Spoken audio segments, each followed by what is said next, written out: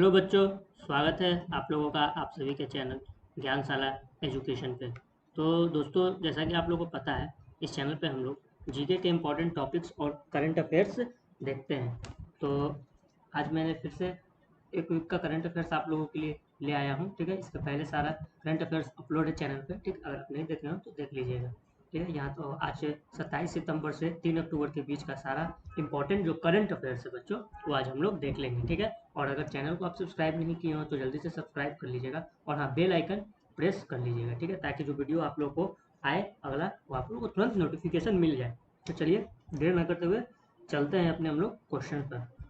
तो चलिए, पहला क्वेश्चन है बच्चों कि किस पेमेंट पेमेंट बैंक ने, ठीक ना, एक कॉन्टैक्टलेस पेमेंट का ये किया है, ठीक ना, बनाया है, ठीक, इंट्रोड्यूस किया है कि कॉन्टैक्टलेस पेमेंट किया जाएगा। ठीक ना, स्पेशली जो स्टेट बस चलती है, ठीक ना, उसमें ये सुविधा लाने के लिए किया गया। ठीक ना, स्टेट देखिए लिखा हुआ स्टेट से, specially state bus transport service in India. ठीक ना, उसमें तो क्या होता है कॉन्टैक्टलेस पेमेंट, पहले जान लीजिए। ठीक ना, कॉन्टैक्टलेस पेमेंट का मतलब होता है कि हम लोग बिना पैसा दी, मतलब पैसा को हम लोग इंडिविजुअली नहीं देंगे। ठीक ना, कि हाँ 10 का नोट निकाल के दिए, वैसे नहीं। ठीक ना, जैसे आप देखते हो कि हम लोग ऑनलाइन पेमेंट करते हैं। ठीक, जैसे पेटीएम से आप ऑनलाइन पेमेंट करते हो, ठीक ना, गूगल पे से करते हो, तो उसको इसी को हम लोग कहते हैं कॉन्टैक्टलेस पेमेंट। ठीक ना, तो ये जो सर्विस है एनएफसी बेस्ड कॉन्टैक्टलेस पेमेंट है। ठीक, एनएफसी बेस्ड मतलब होता है आप किसी भी फोन के थ्रू या फोन वैलेट के थ्रू आप पेमेंट करते हो, उसी को कहते हैं हम लोग एनएफसी बेस्ड कॉन्टैक्टलेस पेमेंट। ठीक, एनएफसी का फुल फॉर्म होता है नियर फील्ड कम्युनिकेशन बच्चों। ठीक है,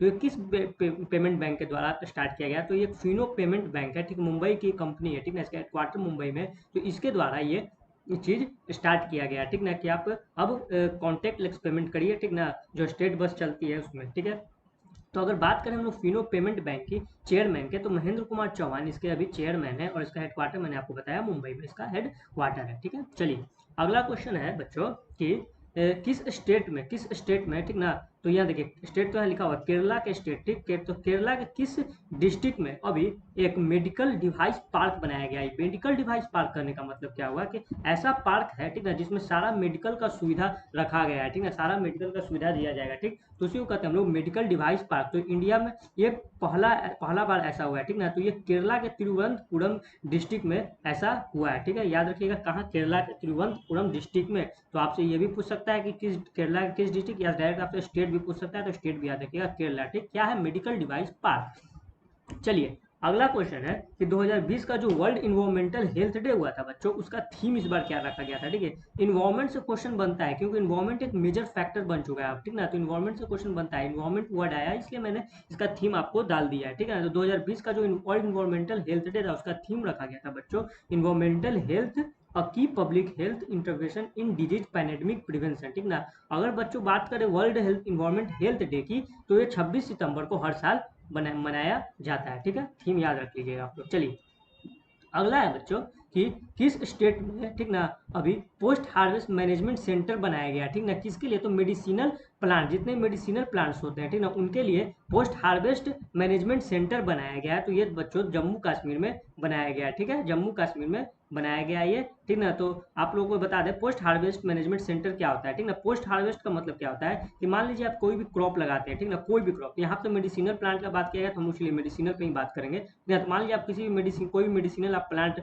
लगाते हैं, ठीक, जो आयुर्वेदिक प्लांट हो, ठीक ना, अगर उसको काटने के बाद, तो काटने के बाद उसको जल्दी रैपिडली उसका उसका मतलब पैकिंग हो सके। ठीक ना, पैकिंग हो सके। ठीक ना, अगर पैकिंग नहीं तो स्टोर कर सके। ठीक ना, तो उसी को कहते हैं हम लोग पोस्ट हार्वेस्टिंग है। काटने के बाद के प्रोसेस को हम लोग कहते हैं पोस्ट हार्वेस्ट। ठीक ना, तो उसको मतलब जल्दी स्पीड करने के लिए हम लोग पोस्ट हार्वेस्ट मैनेजमेंट सेंटर बनाया गया है। ठीक ना, मेडिसिनल प्लांट्स के लिए। ठीक, कहाँ, तो जम्मू एंड कश्मीर में। किसके द्वारा ये सब किया गया है, तो यूनियन मिनिस्टर ऑफ आयुष मंत्रालय के यूनियन मिनिस्टर है श्री प्रसाद यशो नाइक, और यूनियन मिनिस्टर ऑफ स्टेट हैं डॉक्टर जितेंद्र सिंह, इनके द्वारा ये सेटअप किया गया है। ठीक है, और अगर बात करें लेफ्टिनेंट गवर्नर के जम्मू कश्मीर के, तो मनोज सिन्हा अभी लेफ्टिनेंट गवर्नर है। इसके पहले करंट अफेयर्स मैंने आपको दिया था कि मनोज सिन्हा ने लगभग 1360 करोड़ रुपया जम्मू कश्मीर के डेवलपमेंट के लिए लोन मतलब दिया था। ठीक ना, कि 1360 करोड़ का मैं फंड रिलीज कर रहा हूँ जम्मू कश्मीर के डेवलपमेंट के लिए, तो हो सकता है ये भी उसी का एक हिस्सा हो। ठीक है, चलिए अगला क्वेश्चन है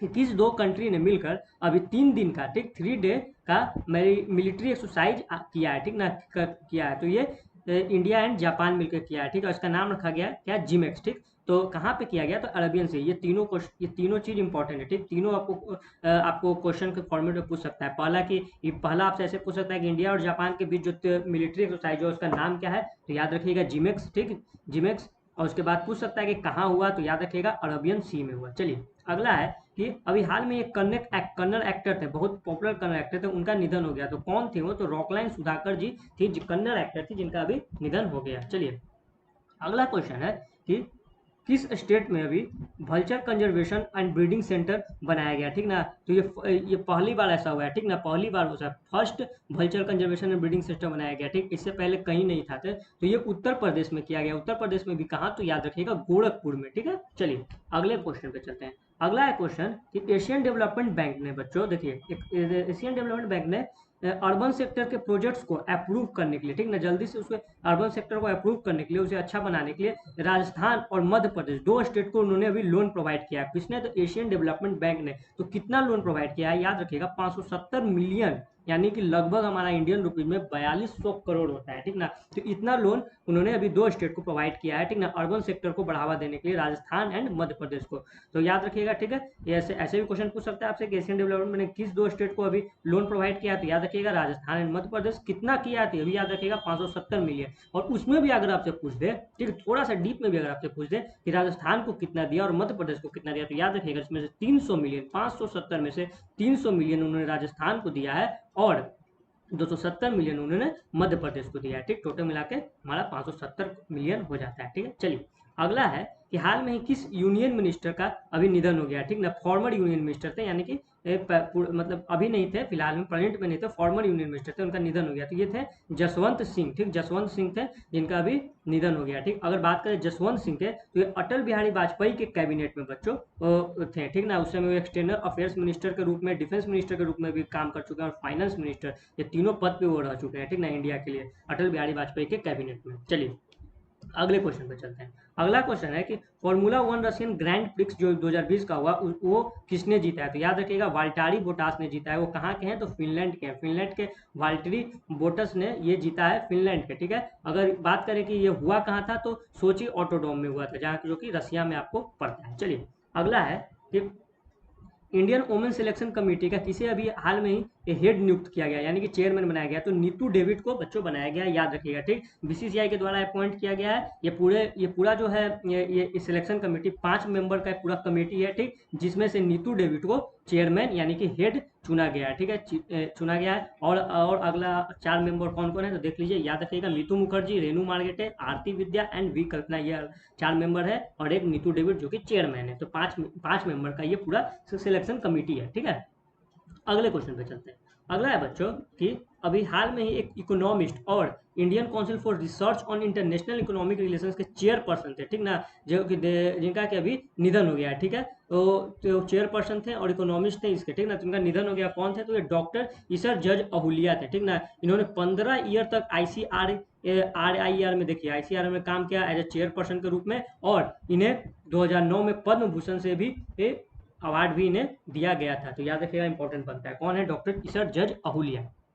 चलिए अगला है कि ऑल इंडिया फुटबॉल फेडरेशन ने 2019-20 का अवार्ड देने का इंडियन मेंस स्क्वाड और वुमेन्स स्क्वाड में अभी नामित किया है। तो किसको तो किया है, तो देखिए मेंस अवार्ड में गुरप्रीत सिंह को, संधू को किया है, और अगर वुमेन्स अवार्ड की पूछे तो संजू यादव को किया है, ठीक है। मेंस में गुरप्रीत सिंह संधू मेंस अवार्ड, ठीक है, संजू यादव वुमेन्स अवार्ड, ठीक ना। अगर बात करें प्रेसिडेंट ऑफ AIFF यानी कि ऑल इंडिया फुटबॉल फेडरेशन के, तो प्रफुल्ल पटेल है और इसका हेडक्वार्टर आपको दिल्ली में देखने को मिलता है बच्चों। चलिए अगले क्वेश्चन पे चलते हैं। अगला है कि माली के न्यू प्राइम मिनिस्टर के रूप में अभी किसने अपॉइंट हुआ है, ठीक ना। माली के न्यू प्राइम मिनिस्टर, तो मोख्तर कुएन को माली का न्यू प्राइम मिनिस्टर बनाया गया है, ठीक। माली एक जगह का नाम है, ठीक दोस्तों। और ये अगर बात करें मोख्तर कुएन के, तो ये मालियन फॉरेन मिनिस्टर रह चुके हैं, ठीक है, उन्हें प्राइम मिनिस्टर बना दिया गया, ठीक है। अगला क्वेश्चन पे चलते हैं। अगला क्वेश्चन है कि डॉक्टर हर्षवर्धन, ठीक ना, ICMR vaccine web portal launch किया है, ठीक ना, एंड नेशनल क्लिनिक रेजिस्ट्री कोविड-19 के लिए, ठीक ना। तो किसके द्वारा किया गया, तो डॉक्टर हर्षवर्धन के द्वारा बच्चों किया गया है। इसमें क्या होगा ना कि ये इन्फॉर्मेशन हम लोग, ठीक ना, आम पब्लिक लोग को इन्फॉर्मेशन प्रोवाइड करेगा कि आपके देश में या फिर एब्रोड, इंडिया एंड एब्रोड यानी कि इंडिया से बाहर कोई भी अगर वैक्सीन कोई स्टेट नहीं, कंट्री बना रहा है तो वो कितना सक्सेस किया, उसमें कितना क्या हुआ, मतलब कोविड-19 वैक्सीन के डेवलपमेंट के बारे में ये वेब पोर्टल आपको हमेशा जानकारी देते रहेगा, ठीक ना। तो ये वेब पोर्टल बनाया गया किसके द्वारा, डॉक्टर हर्षवर्धन के द्वारा, जो हमारे के हेल्थ मिनिस्टर हैं। चलिए अगला क्वेश्चन है कि khadi and village industry commission में एज एडवाइजर किसको अभी नियुक्त किया गया, तो सुनील शेट्टी को khadi and village industry commission का एडवाइजर नियुक्त किया गया। अगर बच्चों बात करें हम लोग सुनील शेट्टी के, ये सुनील शेट्टी ये बॉलीवुड वाले सुनील शेट्टी नहीं है बच्चों, ठीक है, याद रखिएगा, सुनील शेट्टी बॉलीवुड वाले नहीं है, ठीक, मैंने काट दिया है, ठीक, याद रखिएगा, ये सुनील शेट्टी हैं, ठीक है, जो कि चेयरमैन रह चुके हैं fashion design council of India के, ठीक है, और ये अभी एज एडवाइजर चुना गया है khadi and village industries commission के, ठीक है। अगर बात करें khadi and village industries commission के चेयरमैन के, तो विनय कुमार सक्सेना इसके भी चेयरमैन है, ठीक है। चलिए अगले क्वेश्चन पे चलते हैं। अगला है कि असम की पहली और एकमात्र महिला चीफ मिनिस्टर थी, ठीक है, जिनका कि अभी हाल में निधन हो गया, तो कौन थी, सैयदा अनवर तैमूर, ठीक ना। इन्होंने एज आसाम के सीएम के पद पे इन्होंने काम किया था, ठीक ना। 6 दिसंबर 1980 से 30 जून 1981 से मात्र 1 साल के लिए ही थी, लेकिन पहली महिला थी और ओनली थी, इसके बाद कोई महिला ना अभी तक बनी है, ठीक है बच्चों, याद रखिएगा। फिर 1988 में इन्हें एज ए राज्यसभा में इन्हें नॉमिनेट कर लिया गया था। चलिए अगला क्वेश्चन है बच्चों कि TRAI का नया चेयरमैन किसे नियुक्त किया गया, अभी तो पीडी बघेला को बनाया गया है, टेलीकॉम रेगुलेटरी ऑफ इंडिया के नए चेयरमैन अपॉइंट किए गए हैं पीडी बघेला। चलिए अगले क्वेश्चन पे चलते हैं। अगला है कि हाल में ही एक बहुत ही नामी सॉन्ग राइटर थे जिनका कि निधन हो गया, ठीक ना। तो इनका अगर हम लोग जाने तो इन्हें हम लोग अभिलाष के नाम से जानते थे, इनका रियल नेम आपसे पूछे तो ओम प्रकाश याद रखिएगा, ठीक है। और इनको आप ऐसे नहीं जानिएगा, ठीक ना। इनका ये गाना आपने सुना होगा, इतनी शक्ति हमें देना दाता, ठीक है, इन्होंने ही ये लिखा था, ठीक है। तो इसी गाना से ये बहुत फेमस हुए थे, ठीक ना।